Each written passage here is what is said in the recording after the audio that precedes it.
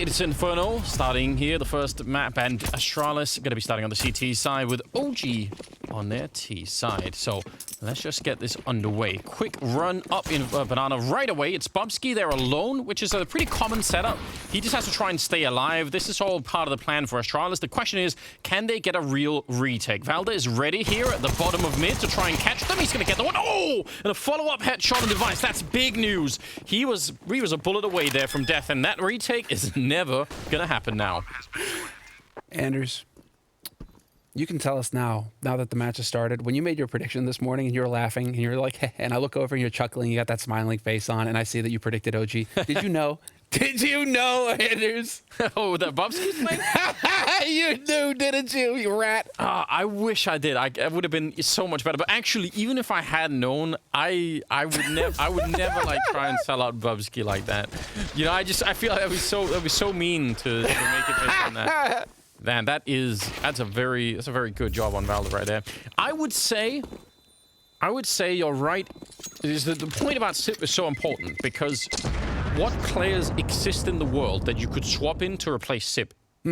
Like, just if you could pick from any team, it's almost impossible, right? So then the question, so if that is the thinking from Astralis' point of view, that we'll just put Bubsky in and he could be like another SIP, like what? That's stupid, you know? What I'm wondering is this based off of Zipnik's last performance on Inferno versus Gambit, where he got a 0.56 rating, 8 kills, 21 deaths, non-existent on the map, clearly struggled. You know, is this, because keep in mind, this is a best of 3. It's not a best of 1. Are we going to see Bubsky the entire series? Are we going to see Zipnik swap in for Dust 2, where Astralis look really good with the 5-man roster on Dust 2? Yeah. So is this, like, I'm trying to figure out, like, this isn't all just a meme. You know, we are trying to find, like, a method to the madness here, and it could very well be that, hey, okay, Zipnik, you underperformed on this map last time around pretty poorly. We'll put Bubsky in for you on Inferno, but then maybe we'll bring you in on Dust 2, and you can go to work there. I mean, that is like the perfect way, like in the sort of textbook way that it should play out. It would be something like that if you have this kind of a setup. We just haven't seen it actually do that.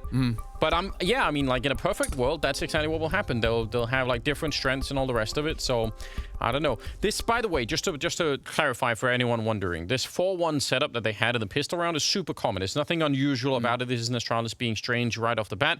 And if you're playing that B-bomb side alone in the pistol round on the CT side, if you're Bubsky in that scenario, the only thing that you could really hope for is to get like a quick headshot on someone and fall back and just live.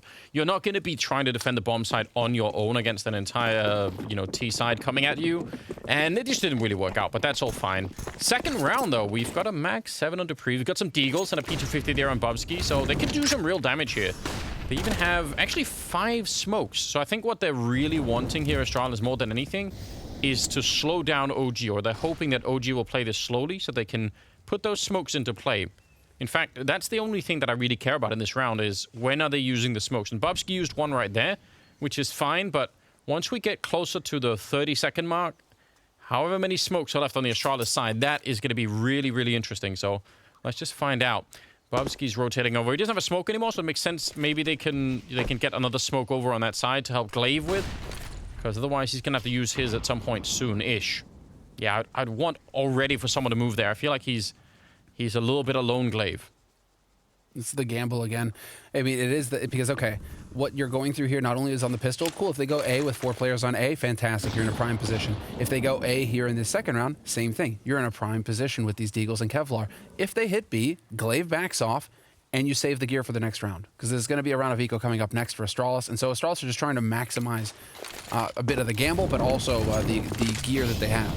Yeah. Oh, nice headshot, though. That's good news. But Device was actually inbound with another smoke, but they were just 5 seconds late. Otherwise, they could have been able to slow them down, and it would have been an incredible time for it. So I think Astralis just missed that smoke timing by like 5 seconds at the most. Meg is still able to kill on Mantu through the smoke, and now they're cleaning up on the one side. So I still think this retake is going to be very, very tricky, but maybe they could do a lot more damage, though. Some of those Deagle headshots absolutely doing damage. There's Flames. New guy on the roster, and a couple of kills going his way early on here. That's always good. Too slow. Just a bit, right? It's a shame when Valda shows himself in mid like that. You got to be thinking, if you're Astralis, okay, cool, we know that 2 guys are here. True. 3rd guy's on the other side of the map. 2 guys here, 4v2, let's go. Or 3v2. But I mean, with Deegs, the problem is that smoke is up and it just shut the door on him, and Flames was there to capitalize. So Astralis, instead of playing the long game, and trying to get that round. I think because Glaive and Magus got so fortunate with those shots through the smoke, it prompted them to go for it when, I guess if they wanted to play the long game, they just back off. I thought he got the second one there, but that was just them turning the X-ray off. Not far off, was it? I'm honestly a little bit annoyed. Glaive, when he puts down that smoke, I mean, the math is not that hard. It's about 17 seconds later, you're going like, so, and Device was in Arch with the smokes. I don't understand how he turns up late, because it's the whole point of buying 5 smokes in that round is for them to overlap, and preferably at B. I mean, it's not the only spot you could, but that's the common way to do it. So I just feel like that 5-second delay actually made all the difference, because otherwise what would have happened there is that OG would have put in all their grenades on B, and Device would have been there with that one final smoke, and they have to wait, and they could, I mean, if they wait, it's 15 seconds left by the time they run into the bomb site. So I think a lot was riding on that. Nobody wants to cut it down to 15 seconds, unless you're Na'Vi, in which case that's just another Tuesday. Yeah. But all the time. But Magus here with the dig, hoping to find a shot. Magus has been struggling independently, or individually rather, with his level. Recent time been under fire, getting some criticism for not really hitting the shots, not really coming up the plays that we expect from him, and that were his kind of trademark when Astralis were at their peak. And so it's really just been a kind of a story of finding their individual skill, not only as individuals, but getting that team to work. It's been the whole story of Astralis trying to dig themselves back up to a higher level. Yeah, very much. Dupree is on his own over on this side with the Max 7, which, we love that weapon, but this time I don't think it's going to be making the big difference, and he just gets knocked out. Mantu is also, we can talk a little bit about OG as well. It feels like this team now for OG may actually have everything that they need. Firepower never really felt like it was the issue with OG, considering, Mantu's come into his own. You've got Valda, who just is an absolute monster in his own right. Alexi B's a fragging in-game leader. The guy can pop off when he wants to because he does the homework and he sets himself up for success. A bit like Blame F, kind of similar vein. Yeah. So, OG, they've got those. And then they've got Nico to be the glue guy. And now they've just added a little bit more firepower in Flames. It feels like really OG, the method makes sense. Yeah, I even think what I like about this more, because my concern for OG was always that it felt to me like they had this weird mix of players that were pretty early in their careers and probably very motivated, and then a couple of players that were a little bit, maybe further down. And it just, I don't know, the whole thing just seemed weird. Also, they're boot camping now, but they weren't when they were playing, forever. Yeah. And that in itself almost seemed like... Oh, Vladdy's there as well. Yeah. Everybody's there. They're all hanging out, doing the content, all the rest of it. It's great news. But just this, we talked about this during the spring season when we had that going on, the opening, and it made a big difference. All the LAN teams, all the boot camping teams seem to be doing a lot better. And I think, just think about your belief and your trust in the project and how much it's going to make a difference just seeing your teammates actually. I think that's something that they were really lacking. So I'm glad that they're doing that, and I hope that we're going to see the results. This fourth round, though, is the real test. This is early on, OG 3-0 in the beginning. That's great news for them, but they still have to find a way to take down Astralis once they have rifles, which is right now. Very passive setup for Astralis on both A and B. Device and Magus, I'd love it if they could go find some information, or if they could flash their way in for a bit of a fight over at B. It's Flames to go down first, with Device picking up that kill. So far so good for the Danish side. That's a painful loss for Flames. But he's trying to create some space, trying to force some utility, trying to get information. The thing is, look at Astralis, man. They're ice cold. They've held on to so many grenades despite all of this.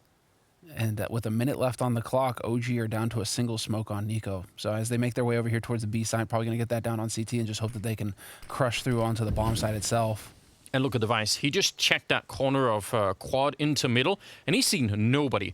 That is amazing information. Dupree is now rotating over to the B-bomb side. As a result, he's getting a little bit closer. So these are some really, really valuable peaks that Device are getting down into middle here. 40 seconds on the clock, but OG are so red right now. They're walking into a really stacked bomb site. I don't think this is going to work out well. Dupree's got another smoke. Oh, dear. And he's got a molly. He's got a molly ready. As soon as the nades start coming in, molly goes in, and now you're going to be burning to death if you're OG. yeah, this is never going to work out. Manta goes down. It's not even about who's getting the kills. It's just the fact that they had the early information, and it was just that one peek around the corner for Device. It's great that he got the first kill, but really the information is what settled this round. Absolutely brilliant play coming out from Astralis, and it's not really much of a detail. I guess hard to put into a highlight reel later on that he looks into the middle, but you would be shocked at how many teams don't do that. So, yeah, I like seeing that from Astralis early on. It's some pretty basic stuff, but if you don't do it, you're never going to get your people in the right position. So, and that's the shot from Device already. And Dupree, you know, Molly gets canceled. He's a little short with that Molly, unfortunately. He gets canceled, but still, easy hold for Astralis. And what we're going to need to see here from OG now, this is where it starts to get a little bit tricky, just because you need to be a bit comfortable with moving around the map. You need to know what's going on so that you can then go ahead and start forcing utility out of Astralis. You can't let Astralis hold on to smokes like that and mollies like that until there's 30 seconds left in the round and they've still got smokes. That's going to be an issue if you're on OG's side right now. And so one way to do that is to just bully your way through with dry peaks like Flames just did. Another way is to use utility of your own to get Astralis to feel like, okay, now we have to throw some flashes, we have to throw some smokes, right? We have to try and counter what they're doing. And so, well, OG now, we need to see them kind of get a little bit more comfortable here. But again, this is going to be one of the things that we see OG struggle with. They're a new roster in the sense that they've got these two players now, you know, still trying to figure out what the game plan is. Not many teams can do what Heroic did and bring two players on and just hit the ground running and look like even stronger the next day. Yeah. Most of the time, the rule of thumb is you're going to have a bit of a pain period where they're going to have to figure out some kinks. I think actually probably the T side will be a bit easier for it. Usually the CT sides are harder when you make those switches, so I'm interested. I wonder if they hadn't run into Device on that corner though, if that had just been like an easier fight. If maybe what they wanted to do was just sort of like walk up a little bit quietly middle and just get as close to the bomb site as you could, and just like, you know, it could just have been like a research kind of thing for OG where they've been looking at enough demos and realizing, you know, often maybe early in the halves or early in the rounds here, there are some openings there. Because some teams will do that. They'll leave that hay cart over at the pit more or less undefended for way too long. And I mean, they got caught that time, but you know, there could be some research going into that as well. And we'll see. I mean, I was looking at some OG games on Inferno yesterday, and what I realized is they often don't really seem to be fighting hardcore for banana when they're on the T sides. They'll instead, because sometimes it's just everyone is trading grenades left and right and just fighting, and everyone wants to throw like all their players in, and it's just a bit of chaos at the beginning of the rounds. But I feel like OG, the matches that I was watching there, didn't look like they were really doing that a lot. It looked like they just said, you know what, you can have banana if you want to the beginning. We'll retake it later if we need to, but you can have it, and then, you know, you just get to waste your nades, and then we'll go back and do some other stuff. Do you think that Astralis, though, because I mean, Astralis, that's kind of their name, isn't it? It's just total domination of the nade game on banana. It's like they set the meta, and they are so difficult to keep up with. They always deal damage with grenades. Yeah, it's a freaking nightmare to play against them, and even if they lose, they're still somehow doing damage with grenades. Yeah. So is that something that you, like, how do you address that right now if you're Alexi, where it's like, so we run in and take nade damage, or we don't run in, but then they've got nades at the end. So, like, you know, it's a real catch-22 kind of you're screwed situation here on the T side that they're gonna have to find a solution to. I mean, if you want to be like a real nerd watching this, try and look for how often OG do something that is essentially like a one nade bait, where they throw, like, you know, let's say one Molotov to the top banana or one flashbang, and see how many nades Astralis return, because that's a pretty basic exchange. If you can throw one Molotov, but they throw two and a smoke and an HE, well, you know, good for you, right? This looks like more of a setup where they actually would want to peek, or at least Alexi setting up a flashbang for it. Mantu just peeking right into it. So this is pretty aggressive, and it's good to see. Wonder how many rounds they're going to be doing that for. But yeah, he's at least got the corner. No grenades exchanged though. It's very rare. Yeah. Ooh, body block on that smoke as well. Nicely done there by Dupree. Little detail. But Astralis seemed content. Okay, if you guys aren't going to be committing with the nades, we're going to go ahead and let you in. And Popsky falls. Yeah, and that even was very unlikely, because if you spot Device falling back from that corner, I don't think if you're Flames, you're going to be expecting for another player to be that far forward. That just seems very unlikely. So huge stuff coming out. And if he saw that was the AWP, I think he might have. Yeah. He could probably guess that Device would normally be playing either quad or arch side. That actually might be a huge giveaway that they find Bobsky and they see the AWP over on that side. Glaive is trying to get over here and help out Dupree with a very important kill, but sneaking in from the other side is Nico, and he'll take down Dupree. And now that A-bomb side is wide open, they have more smokes, and they'll never get through here. If they just smoke this off, there's no way that they can actually fight this. And there's the smoke. In towards Little Pit. So yeah, Astralis, they might as well just back it out here. That was nicely done. That was nicely done, and that was quick, Anders. That was no hesitation, and I think it's playing exactly off of what you talked about, them piecing it together very quickly, right? You kill Bubsky, you know that you figured out now, okay, Bubsky's playing B. So we have that information. We've killed one of the B anchors. You saw Device in CT, so you're thinking A defense is going to be weaker. And what do? They don't waste any time at all, and I almost wish we had the map up here so you could just see how quickly everybody from OG groups up and rotates over towards A fast. And that is just, you know, Alexi B calling it and everybody listening and being on the same page. And, well, that was some criticism of the previous OG roster, right? That Hell yeah. It was miscommunication more than anything. People talking over each other, people not really, you know, allowing for the calls to flow, not really allowing for Alexi to be the leader and to just put his foot down and say, this is it, this is what we're doing. I started toying with this idea of we could create like a new metric for measuring team. I don't know how we would do it, let's say from a data perspective, but let's just say from like a feelings perspective, you could have something that you'd call fees. you could call it like follow through. Like how often does a team, if they're engaged, like, you know, let's say they throw the initial, you know, smokes for like an execute, but then they run into trouble. How often do they just go through with it anyway and just say no, we have a plan and we're just gonna follow through on this? And how often do they sort of change their minds, wait around a little bit? And you can defend doing both, but I just think it's definitely interesting to see how some teams differ really widely on that. Nice opening again, even with the trade. That is going to be nice for OG. They're going to be happy about that. Glaive wants to actually do a bit more, and he's got some backup in Device there, or Dupree again. So they're trying to switch it up quite a bit, but it's Bubsky to go down first, unfortunately there. And I think Astralis want more than just the trade in that scenario. Well, again, we're still going to be trying to piece together how Bubsky fits into the big picture here for Astralis. I mean, like, once again, he's in Zipnix's spot, so the rest of the team are kind of just playing their spots, doing their thing, and Bubsky is expected to just kind of slot in here. And I guess if he serves as the bullet magnet, you know, the bullet soak for Glaive, Glaive could be happy with that. Glaive, you know, been kind of struggling a little bit on the individual performance lately. If he's got young Bubsky to throw in there to take the beating for him, that could be useful. We don't have riot shields anymore, so need something. What is that? There's that movie where like the guy holds the guy in front of him, you know, and it just like he gets shot 100 times and he's still reacting every time as well. That's kind of how it feels right now with Bubsky, poor dude. Well, so far at least. But it's early days. 20 seconds left, though, is not that great for OG, and Glaive with a good headshot taking out Flames. They know what's coming. 15 seconds on the clock, and Astralis, they just need one good kill, and I think they can win on time almost. Valda with an important kill on Dupree, and they have tried to block him out the spray, but he's shooting right over him, and the bomb will actually go down. So now it's a 3-on-3. Glaive, Magus, Device, and Devices. If he loses that fight to Valda over on Banana, it's going to get really awkward. Nice shot as well. And they're almost backing off. Magus is running a little bit further back. They don't even really believe in this. No, now Device is just holding for exits, and it's really painful because Device has 2 flashes there, and you're almost just wishing that he would flash the site twice. Like, just chuck those flashes over the site and maybe give Glaive a fighting chance, because Glaive just gets standing in the open like that. At least he'll get his pound of flesh. He finds a kill on Valda, but it's going to be a back-off save here from Astralis, and that's a 5th round on the board for OG on the T side of Inferno. And it's devastating to their economy on that CT side. Yeah, and this has been, I mean, it's tough, obviously, because when you have, like, the stats that you're doing, you're prepping going into this. Of course, when you have these 6-man rosters, it kind of makes things a little squiffy. It does. But at least in Astralis' case, pre-Bubsky, because he hasn't played in the last 3 months, Inferno's been a 50-50 win rate for him. 7 wins, 7 losses.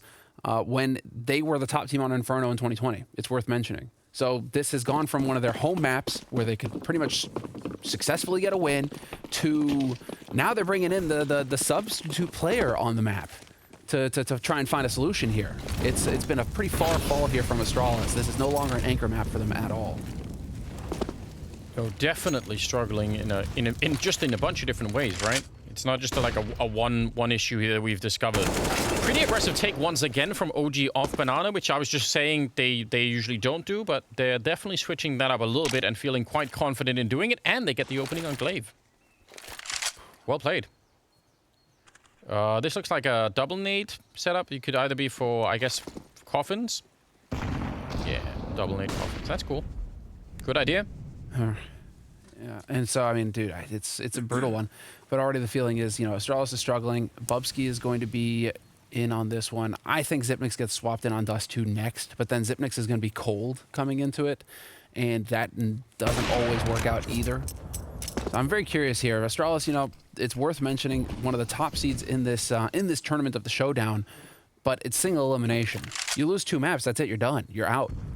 Yeah, that's the brutal truth of this kind of format, isn't it? We are gearing up for another B execute. And let's see if they could still turn this around if they sense what's going on, because there is a 3-man setup with a boost and everything else. It's looking pretty good right now for Astralis in terms of defending this device. We'll get the 1 kill. He is going to get traded, but Bubsky, nice little boost. And Alexi not getting a chance to plant the bomb. It's still a 3-on-3. And again, there's a slight chance here for OG. Nice flash through, and Bubsky with a big triple to take down Mantulas. That is nice to see. Some good initiative out of Astralis here, not allowing OG to get that bomb plant and then dictate the after plant. And Valda will go down last. Astralis with a second and much needed round on the board. Yeah, what a mad lad there. Valda just at the end decides, okay, I got to take the fight and kill these guys. I'm not going to have time with 10 seconds to get that bomb planted in a 1v2. But here, Bubsky getting set up, making use of the utility. Perfect flash set up there from Magisk, and that is what needs to happen here for Astralis. A confidence-building round. The teamwork works out. They hit their shots. It's just what Astralis needed here at the beginning, because it was starting to get a little scary there. If OG this early on into the half get up to 6 rounds on the T side, I mean, granted, Inferno now is much more of a 50-50 kind of map. We see a lot of 8-7. But to have it that early in the half would be very, very, let's say, difficult for Astralis to deal with. Yeah, I definitely agree. And that was through the smoke, a little bit of a weird fight going on, but it worked out heavily in favor of OG. The grenades, they do a little bit, but Glaive is going to try and stick around. And I mean, in the current setup, that's what he has to do, right? They're gambling on the idea that Glaive could be a big enough presence here so that they can keep 3 people at the A-bomb site and keep that fairly well defended. I didn't even catch in the last round what it was that sort of made Astralis have that B set up with 3 people, because that is, again, pretty aggressive. And I don't know if they saw something in middle or apps that tilted it that way, but maybe we could go investigate that in the future, because that's worth knowing. What is it that makes Astralis do that 3-man setup? Well, you know, Glaive right now, he's kind of wishing they had that 3-man setup. There isn't a whole lot he can hope to do there. That's a one-and-done spot. Bubsky trying to hightail it over here. Quick rotate from him back to the B site. But this is very well played here from OG. They don't need to rush. Yeah. They're just spreading the defense out. With 35 seconds left, Astralis need to get a body back over here towards B. Bubsky, I don't know what you're meant to do with an M4 in this case. He's going to get the 1 kill. I don't know if there's a way to play that so that it turns out very differently. Every time you ask that question, though, Anders, I'm just thinking, you're meant to die, Anders. What are you going to do? That's what he did. Yeah, it's so rough, isn't it? That's where the weapon does make a big difference, you know? At least if it was the AWP that he had, he could, like, AWP someone, fall back, AWP another. Like, it's just with an M4, I'm not sure. Regardless, yeah, I agree with what you were just saying. I think it's really cool to see OG not go full panic mode when they get that kill on Glaive, because you know that's a huge opening, but they just you know, say, like, we always still have 50 seconds, it's fine. Let's just chill out for a minute here. Good stuff. Ooh. Flames is doing good work here, taking point. He is hitting shots for OG, and that's exactly what he needs to be doing here. Glad to see that he's in his comfort zone. 7 kills on the board for Flames so far. And that's a 6th round on the board now for OG on this T side. So they do get that 6th round, 6-2. And looking better and better. Man, we don't have access to the comms anymore, so obviously we're not going to get that kind of like insight. But I would love to hear the difference in Alexi B's calling now with this roster versus the previous roster. You know, it's got to be a kind of night and day sort of scenario for him. You know what's so fun though as well? The kind of style that OG have been playing now, where they weight down the nades, they go a little bit later in the rounds. That actually gets way more effective when Astralis are already low on nades from the beginning. So it's like, you know, the more this works, it synergizes with itself, because they just run out of the money here. So we'll see. Astralis, I mean, they have the kind of setup where you could be incentivized if you're on the CT side here to try and take some risks, because if you just wait around, it's not going to be that easy. Maybe the AWP could do something, but I would love to see them try and actually like escort device out into the map and find some kills, because I don't know if waiting around is going to be the best call, maybe. But they are doing that, and they're actually they're slightly gambling on that A-bomb site. Yeah. Fair enough, maybe, I guess. I mean, if it means keeping the op and M4 alive in the next round. Again, it's what we saw in the pistol round. It's what we saw in the second round. True. Get 4 players over on A. If they go A, fantastic. If they don't, well, you save those guns for the next round. You can still send the others over. Bubsky, right, with the Deagle. You can send them to get some exits. But what just happened with that smoke from Glaive? Can we get a replay of that? Molly's all over the place, and I think Glaive just did something no one's ever done before. I think he smoked CT spawn for them, in the hopes that if he showed like enough goodwill, they'd just leave him alone. Like, so come on, guys. And this is how they repay him. Yeah, the bullet to the face. I think he was trying to like manipulate them. Oh, that's harsh. Just emotional manipulation from Glaive, saying, "I'm on your team, guys. Just don't. I already got this B-bomb site. Go look at it." I'm really wondering though. It didn't work, but I can respect the effort anyway. I think it's it makes sense. Oh, Blackbeard would not approve. Bubsky, he doesn't have a kit or anything, so best he could do is some serious damage, but not even that. Again, I still think that's kind of worth it. It's a shame that he didn't find anyone to take with him, but that would have been fun if he could have. It's 7-2 in favor of OG. Man, this is off to a bit of a wild start right now. Valder and Flames definitely carrying most of this right now, but let's just see. This is where it's kind of playing out. This is the smoke. So let's see it again here. Glaive's perspective. Yeah, that was really unfortunate. He's cleanly smoking. He was just making sure that there was no gap. Yeah, he was like, "Oh wait, hold on, you guys, you overshot your smoke a little bit here. Let me help you out." Yeah, what a guy. I don't even, man. Right now, all right, so we're gonna get a bit of a chat going on here on the Astralis side. This is going to be their first big buy round coming into it after all of this weird kind of eco scenario. What if they just swap sipping right now? I don't know if they can do that, Anders. I mean, dude, it's so hard not to make memes though, because you've got to do something. Oh. It is funny, but I just don't know what to say. No, but I mean, is it a scapegoat kind of scenario where? Okay, to be fair, the thing is, Inferno looks terrible for Astralis right now. It does. It's been terrible for them for the past 3 months. It's not a home map for them. It's almost like a write-off. Like, okay, OG will win on Inferno, but we get Dust 2, which is our strongest map. So you know what? Let Bubsky play. Right? He'd be the fall guy. It's not even being the fall guy. It's just like, your odds are we're going to lose this, and we're taking a lot of flack. Everybody, free Bubsky hashtag. Even our freaking CEO is tweeting that. You know what? Just put the kid in. He gets a map. And then he sits Dust 2, we get back on track with Dust 2, and then overpass, we lock it down, right? Is that the play here? Could be. Could be. Oh, this setup is going to be brutal for Magisk and Dupree. They need to get instant kills, and they actually do. Bit of a turnaround there as Dupree goes down. Device has fallen. Magisk is on his own. There's no one there to back him up. That actually worked better than I thought it would have, and it still might not be enough here. It's a 2-on-2. Smoke is there to block Bubsky off. They have enough time here, Glaive and Bubsky. This is where you want to see some of that, teamwork and just the experience on Astralis overall. You'd want to see them work together really well. It's a good Molotov to force Mantu out of the corner, but the bomb is still down. And there's no follow-up on that Molly. So Mantu could be right back in that position. Glaive wasn't there to take advantage of it. Glaive has got his nades, though, and so he's already on it. No kit either currently picked up, so they're going to have to go really quick with this one. Glaive, he goes down right away, and now it's on Bubsky. 1 versus 2, and they're not showing themselves. They're not giving him anything to work with. Valder to clean it up, quad kill on him, and OG, they win a big round. And I just have to highlight, one of the reasons why that actually worked better is because Device got the first kill here in middle, and that distracted a little bit. But the problem still is, when you're playing quad 2 people like this, if you don't instantly wipe out either the mid side of the push or the apartment side of the push, you are going to get sandwiched 100% of the time. And, I mean, they almost did it, but it wasn't enough. Oh, wow. There's a lot of joy over there on the OG camp. Dude, those guys have just got to be so happy right now. Yeah. To be boot camping after a year. It's like they've forgotten the faces of their teammates. They don't know who these guys are. They're just voices on the internet. And now they can actually be in a room together again. That's fantastic. OG are going to be riding high right now, 8-2, and a clutch where it just was going to be so difficult. Retaking A on Inferno is a freaking nightmare. And, well, it just didn't pan out. So now we get OG, once again, banana control for them. And, oh, dry. All right, bit of the pug life here. Yeah, this can work really well now. Kind kind of a tough call when when the smoke lands on top of you if you want to push through and fight or fall back. But yeah, they managed to fall all the way back.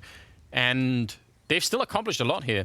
There are almost no nades left on the Astralis side, and there's just still a minute left on the clock. So this is not that bad, really, for the OG side. And there are 3 people over at the B bomb side. If they hit this timing on A, Device and Magisk are somehow going to have to win the 5-on-2 almost on their own.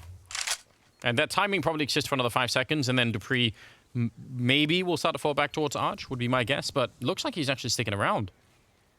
Oh, wow. They've been given a lot of space to hit this A bomb site. And Device and Magisk got inside of the bomb site. I don't like anything about this. It makes me really uncomfortable. You see Magisk with the quick shift. He does manage to make that jump across. He is now in pit, his favorite spot to be, known for picking up kills. Yep, he's doing a good job, but not being able to stay alive is a bit of an issue. 14 seconds on the clock. Big double for Device. He almost had that. Definitely had the time to get that flick, but Mantu will take him down, and it's going to be another very, very late bomb plant here for OG. But they're a man down. 2 versus 3. Let's see what they could do. That was the final Molotov or smoke that they had thrown towards Pit or Little Pit, and it's going to be Dupree to take down Alexi. So it's all on Mantu. 1 versus 3, and what should be a near impossible scenario here. They're sneaking up behind him. 2 people coming out of apps, and if he stands up, yeah, they're not even going to need that. They just shoot him right in the back, and that is a nice retake for Astralis that they managed to handle really well. Device with that double kill made all the difference. Yeah. And we're going to get a replay here of Device, and this is him just making good use of angles and also the right eye peek. Because you can see it's a 50-50 if he goes out left or right, and Mantu's already predicting, like, you're going to go right, aren't you? Yeah. Yeah. And there's the shot. So, real clean work there from Astralis, but that is exactly what you need. You need those kind of multi-kill opportunities coming in and getting taken advantage of by the Danish squad. They have to be able to get multi-kills in those sort of defensive situations, and they managed to pull it off there. So well done on Astralis' side, and well, they set themselves up now. Double AWP. Glaive going to be rocking an op over towards B here. I'm still very nervous about the fact that they're having these very weak A sides. Not that many people go fast A on the T side of Inferno, really, but yeah, you know, theoretically, if they did, I think there'd be no way for Astralis to really respond. Dupree's now legging it back on over there. Let's just see. Still no real banana engagement for OG yet. They're hanging out in the middle. They're keeping an eye on it, but they haven't really done much to try and fight it for the moment here. So. And Glaive is hanging out at the corner over at B. With that second AWP that, you're right, they don't know about yet on the OG side. No idea at the moment. Yeah, no idea. So there's a real element of surprise here that's going to be pretty cool. And when they see Glaive, if Glaive gets a kill and they see Glaive getting the kill with the op, they're really going to be wondering, like, what is it that we just walked into here? But the fresh smoke goes up at 50 seconds. I like this on the B defense. Lots of nades for Astralis to use now. They can be liberal here. Really start chucking these out. 40 seconds left. OG are going to start feeling that noose closing. They need to get onto a bomb site soon. They are running the clock down very low, and Astralis this time have done a much better job of holding on to the nades. They are rotating Dupree out, though, so that again leaves Magisk and Device alone on the A side. This could be a big mistake. Nice nade landing on them there in the middle. That's going to do so much damage, and Magisk with the follow-up headshot. This defense is looking good. No scope by Device. Doesn't even take the time, and I think that shuts it all down. 15 seconds, and Mantu and Valde just going to have to back on out. That is huge for Astralis. The fact that they managed to not just win the round, but keep everyone alive here, that makes a big difference. And I don't know. There are so many timings that we can tell from OG, but you can feel like OG, they don't know that it's happening, right? Like, they don't know they have the opportunity to actually do a lot here. This is where you're going to see the kinks that need to get worked out, and that's only going to happen with time, practice, comms, right? Maybe there's some miscommunication going on that we're unaware of, and so that's burning a little bit of time off the clock. It's the kind of stuff that's just going to get worked out with time here on this T side, a little bit of that polish. What I'm amused by, though, is that they still don't know that Glaive has an op. That's true. So could be a B hit coming in here, and they could run right into that AWP, and it could still throw things out of whack for OG. An opportunity here for Astralis. Well, there's a Mac 10. That suggests definitely some banana aggression, right? You want to get right in there, try and get up close. Deep nades. Not doing as much damage as you could have thought there. So Alexi's happy to hide out in that corner and wait for something else to show up. There's the second Molotov. I'm surprised that none of them are spreading to where he is. He's just loving this right now. It would be uncharacteristic of Device to go aggressive.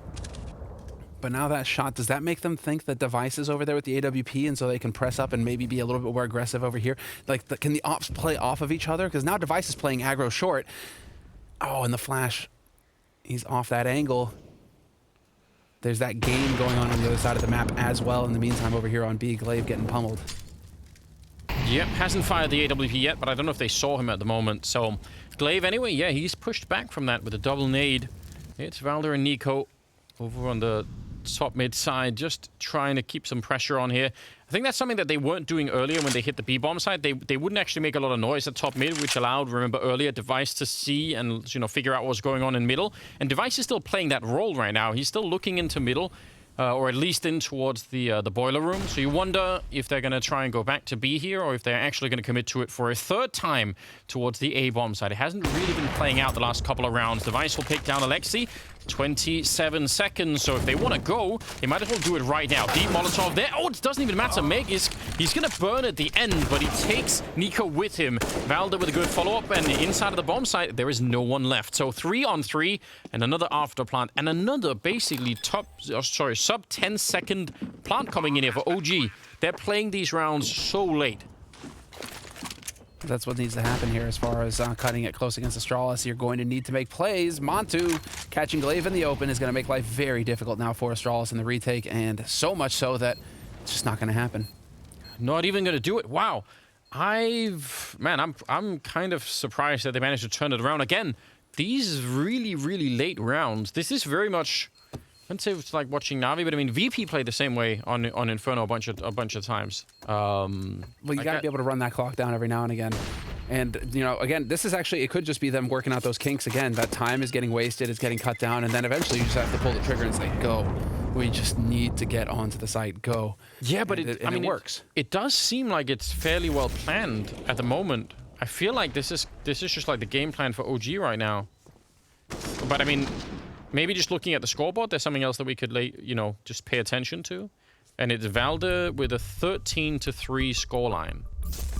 13-3. Who could have seen that coming going into the first half here? Going into the 14th round, yeah, he's averaging a kill a round, and he's hardly died at all. It's wild. 14th round coming up. Yeah, 95 ADR. He's looking super good. But right now, Anders, it's Alexi B. Man out for my own heart. 223 utility damage. Nobody comes close on Astralis. You know who usually does that kind of damage on Astralis? What, Glaive? Zipnix. Zip? Oh, damn. He's not here, though, Anders. He's not here. We just gotta ignore that. We gotta get rid of it. It's not happening. Yeah, this is another very rough start to Inferno for Astralis. They still have time to turn it around, obviously, but not so much in the first half. I just think, this is one of those where when I found out what the matchups were, I'm like, this is going 3 maps. Because Astralis are no longer here on... They can't win too low, right? They're going to have a weak map that their opponent's going to be able to pick into. And Inferno happens to be that weak map right now. So OG can win here on Inferno, and then we've got Dust 2 coming up next. And that's where Astralis are going to be like, right, this is our map, and this is where we're going to get it done. We have to think in terms of 3 maps in this series, I think.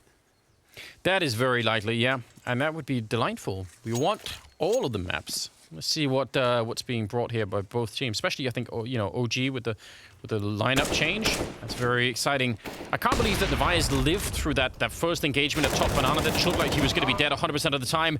2-for-1 trade over at the B bomb side. It does leave Device alone, and if they have a Molotov or anything like that, they could probably get rid of him really, really quickly. But they still have a minute left, and OG so far they haven't been quick to pull the trigger once they get any kind of an opening. They do tend to still slow it down and work around it, which I can respect. This Molotov could be the huge difference maker. There it comes, Device. He's going to have to smoke himself up. That's good, but it's made him much less relevant in the sense that he can't get that one flick opening kill. He's going to go down. Bobski to fall next, and it's a 3 versus 2. Magus gets so far away that I'm not even sure what they could do. I mean, Dupree's going to have to show up and get a kill before... Yeah, it's not even worth trying. They're just going to fall back. 10 rounds on the side of OG. And that late Molotov on Device, even if he had, I mean, obviously, if he doesn't have the smoke, then it's a real disaster. But the fact that he has the smoke, yeah, it shows them where he is. They know to look at the edge of the smoke. They're not stupid. Like, they know what they're doing. Yeah, Alexi's going to see that, and then he's obviously going to get that kill on Bubsky. Bubsky needs to get that kill. It's tough, but at that point, it's the one where you need that 1-for-1 trade, and Alexi just needs to die here. But he was so clever with his positioning, and as the smoke cleared, it's also just too many targets for Bubs. So a little bit of frustration getting shown there on Zonic's face. Device is still getting his kills. I mean, he's still doing his damage. 9 kills right now, topping it for Astralis. But again, that's 9 kills, topping it for Astralis. Going into the 15th round? Can I bring up an irrelevant point? Is it the haircut the Device has and like the camera angle makes him look like Esatag a little bit? Did you notice? Stop it. Like just a little bit? A little bit. Is he starting? There's definitely, I feel like there's definitely something. Is there a vibe there? Was it a different? Maybe that is like the next level of the project though. What if they could have like body doubles so you actually don't know exactly who's playing, you know? They could have cosmetic surgery, like they just all look the same. You never really know what the lineup is. Actually Device is playing right now? I mean, sure, he's on the webcam, but is he the one in the server? Listen, the webcam could be going to anywhere in the world. Exactly. So we don't know. We don't know, Anders. Yeah. Let's bring the conspiracies out. All right. It's the 15th round. Last of the half. Nico's taking a bit of damage over towards the apps side of the map. And again, a pretty slow take of Banana. You know, like they're not rushing straight in there on the OG side. They're happy to wait. We'll see if Astralis can pick up one more round here. Dupree wants to go for the early fight. A little bit of a swing, but missing that opportunity. And over at B, it looks like it's going to be, again, more or less a dry walk-in, just trying to catch anyone that they can. I like this. Some cool variation for OG. They're doing a lot of different things here. 5 seconds left. Fresh smoke goes down. Bubsky's on the edge of it, and he is boosting. Finds a kill on Flames. So that's the setup that they were playing into, and Astralis lets OG walk into the trap. Oh! He still wins that fight. I actually think there was a bit of team damage, but it probably doesn't really matter. 40 seconds. I can't believe that he got that kill. Bubsky in a very dangerous position, but he's going to be able to live around the corner. Bomb is going to be planted here, and they can't really stop it. Smoke goes down. There is a Molotov on Valda. Dupree, he's flashed in. That seems very, very early. They had a 4-on-3. They could have, I think, waited for everyone to show up. They're going to be running through the smoke magus to pick up the kill on Alexi. Leaves Valda in a 1 versus 2. The spray nearly working out. He's not sure if anyone's defusing yet, so he's going to have to play a little bit cool. There's the defuse coming in, and he's reloading on the other side. 2 seconds left. He's not guessing the angle, and it's going to be a 5th round for Astralis. 10-5. Astralis that were heavily leading, almost 3-1, I think, in favor, against OG. So far, that's not really been the case, but we're not even close to done yet. So let's see how the second half is going to be playing out. Indeed, and just talking about heavy hitters. Well, there's Nico kicking things off already. Finds that shot on Megas, who is spotting second mid, and it is going to be very quick up the B side here. 4 players in Banana. Go, Astralis, go. So there's no point in waiting. You had the right read. You knew that they were aggressive in apps. You go B. When they wait, they give time. Alexi coming in with a good headshot, and more people have shown up. So I feel like Astralis just needed to go through that smoke right away. Just chance it. Otherwise, you're just going to get locked in. So 4-on-3 for the afterplant, and we'll see if they can actually manage it here. They're in a decent position, Astralis. They could definitely win this one.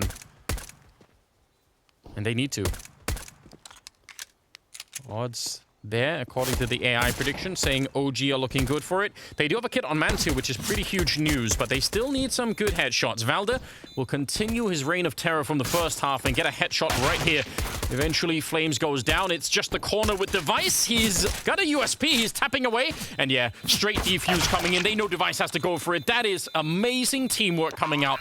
Imagine keeping your mind that cool throughout that 1 versus 2 that you're able to just think, wait a minute, we can just go defuse and lock him in the corner. It's easy when you see it like this and you're not playing the game, but from the outside, or rather from the inside of the server, that is going to be very hard to do. What a play. What a beautiful shot as well from Nico there to kick things off. Just real quick, imagine a reverse scenario where the guy that's holding Device into that corner is actually Mantu with a kit. Then that doesn't work anymore. It only works because Mantu is on the outside of that fight. Very cool, very awesome. Flash in towards second mid, and it's Valda that's going to be just running all the way in there. It's very, very aggressive. With the FAMAS, he just wants to take the fight. They're actually just putting so much pressure, or trying to at any rate, onto Astralis. Well, good. They managed to take the raid boss down at least already here at the start. Oh, no. Zelda has to die. That guy is utterly dominating Astralis right now. But in this round, at least, Dupree and Device popping off with those deagles, shutting down OG here a little bit. Can't get ahead of yourselves. Can't get too excited. You're in the lead, sure, OG. But you still need to give Astralis the respect. Yeah, I think that was them really trying to flex on them, wasn't it? That was them saying, you're gonna have this one round here where you're gonna want to, like, you know, get a little bit of control of your emotions, and we're gonna try and just beat you down. And that backfired in a big way. So I don't know. That's just what it is. I still kind of appreciate the fact that OG tried to do that, but maybe the lesson there is when you do that flashbang into second mid and you don't immediately get a kill on someone, maybe chasing the kill further down that's a lot, you know? So you start feeling it. You're like, I got this. Can't miss any shots. Yeah. 16 rounds of utter domination. I'm on a roll. Speed.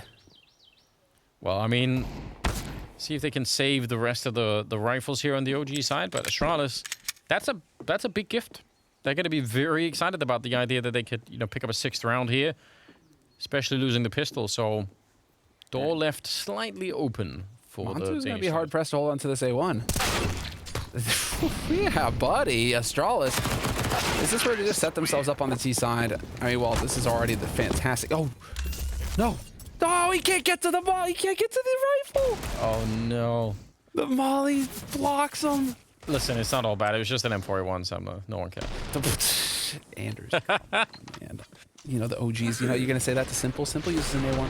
I know. It's so annoying because that does void, like, any discussion, doesn't it? You're like, you know, can't be saying these things. That's nice. A little bit frustrating there. A little bit frustrating. Bit of a come down for OG. So now you're going into the pistol. Force buy coming in here on OG side. Not fully committed. Still holding a little bit back. But it is primarily pistols. Couple of Kevlars in play. And well, OG now, they're going to be going for the gamble 3 on B. Nico close. There's the flash. Big opportunity here with these CZs. What is happening? Oh no! Nico with a double, but they're all reloading in the face of Magisk. Eventually, Nico, half an hour later for that CZ 75, he gets another couple of bullets in, and it's a triple for him. That was all-out madness. I don't think anyone was in control of that fight.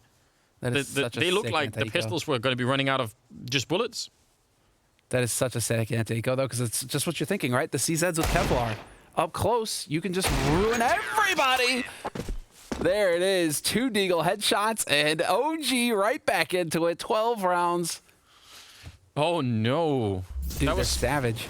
That was such a short-lived victory for Astralis.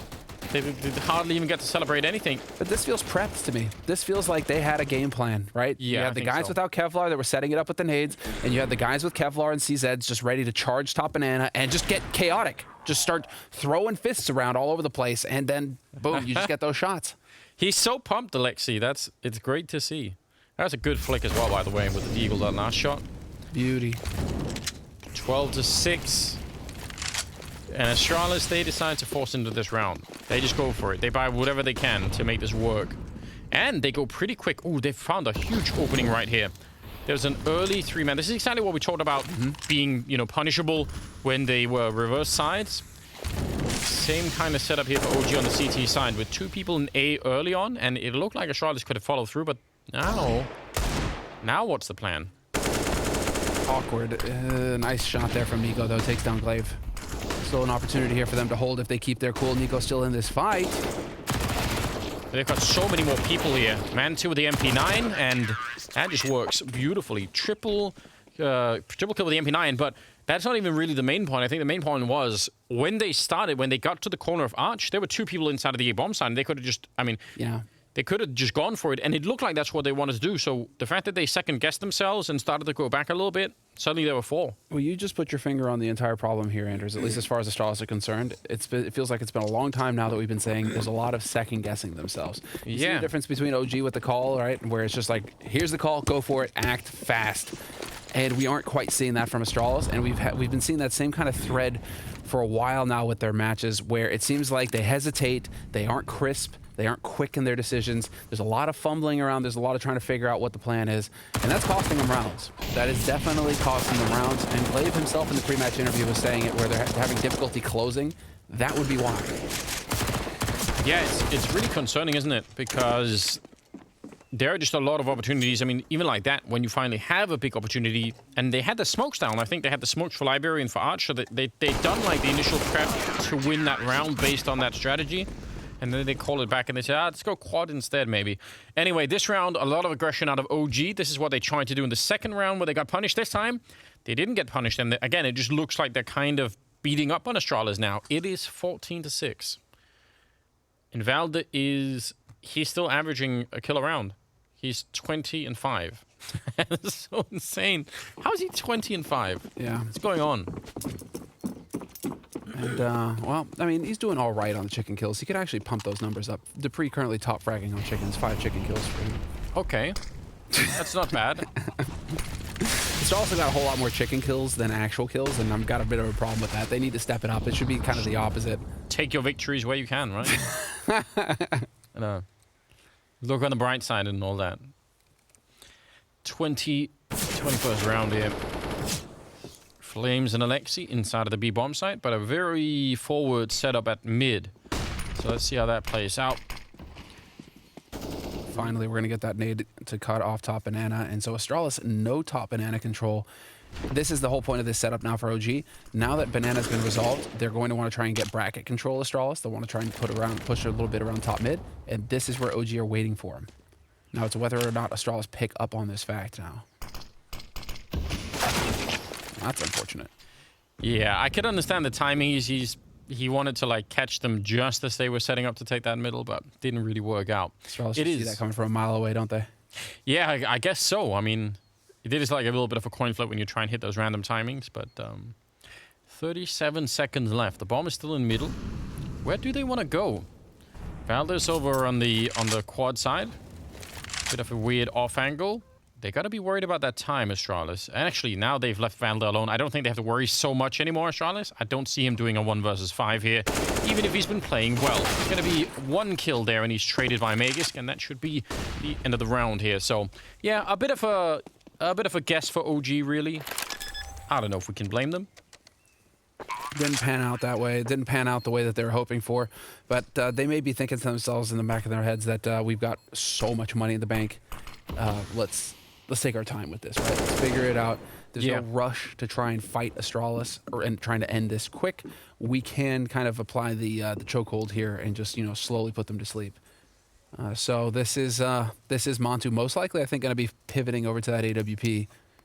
And there's plenty of money in the bank for everybody else to get fully equipped as well. So we should have full nades here in a moment. And OG. Now it's going to be a question of like, how do they approach this? Just full on carpet bomb banana. And just take control of banana early, take that away from Astralis, force them to use the utility. That could be the hot spot here in this following round. Yeah, I'm interested as well. I mean, if you're right about the AWP on Mantu, then it even makes sense to clear out banana and maybe leave him there, and then go for like a 4-1 setup. Because if you have that luxury, and Mantu's been playing quite well, why not? Yeah, good round though from the Astralis side there, 7-14. The scoreline and the road back is quite long at the moment. By no means impossible, but... No, it is Astralis after all. Yeah, we've seen them do it many, many times. Mantu is going to be pushing up just a bit, not into the nades, fortunately for him. He's got flames there with him. It doesn't look like they're setting up for, for sticking him out there on banana. Yeah, they don't want to do that. That's a nade. Whoa, that hurts. But, very nice flash, and Mantu catches Glaive peeking. Glaive, a dry peek right into it. Oh, hey, Mantu, calm down. Wanted to go for more, gets forced back with the incendiary. Now we could have that flash on the angle here. Flames is ready for it, though. Flash in, goes for the fight. Doesn't hang around. Perfectly done there from Flames. Yeah, that retake of top banana is what they did last time. They just didn't find anyone, but when you do it like that with a flashbang, now it's a 5-on-3. And Astralis, I don't know what even the plan is at this point in time. You need some very good entries, like 2 of them over at the A-bomb site pretty much cleanly, or you're not going to get anywhere close here. Again, maybe a chance to find Valder if they actually check the corner the right way. He walks right in, and that's not quite going to be working out. Valder with a big double, and Magisk is low 1 health. It's a triple at the end, and it is 15 rounds for OG here on Inferno. Still the first map, but what a performance so far. You got to wonder how that smell doesn't give it away. You know, the rat hiding in the corner. How do they not tell that Valdez is lurking right here? Yeah, I know. It's tricky, right? Because I think in another world, maybe you wanna check that with a Molotov or anything like that. But if you do that, you're also giving away the fact that you're all gonna be heading there. So I don't know. Like, there's not a lot to do. They are once again putting on the pressure. It's Nico pushing down the wheel from us, and I think they just realized, yeah, the communication was actually a little bit slow there, because I think the scout player device behind him saw him, and you could see Glaive didn't turn around until a couple of seconds later. Nearly a catch there. Felt like that was Dupree's kill almost 100% of the time, but nothing's working, at least for Astralis. That is, you're right, dude. That's got to be the kill. That has got to be the kill. And yet, Dupree loses that duel, and he is going to be so frustrated with himself, because now it's a man advantage for OG, map point. And 3 players on this A defense, ready and waiting. So brutal now for Astralis, limited on the nades. They do have the smokes. They could cut off Library here and get a flash over the top. Try and create some room. Valdez still playing that off angle like last time, where he got the clean kill.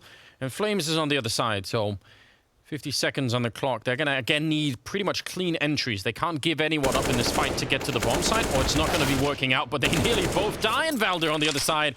And I don't know. I mean, we knew Astralis were struggling on this map recently, and it's not been looking that great. We didn't really know what OG were going to bring, but what's been brought to the match here has been absolutely amazing.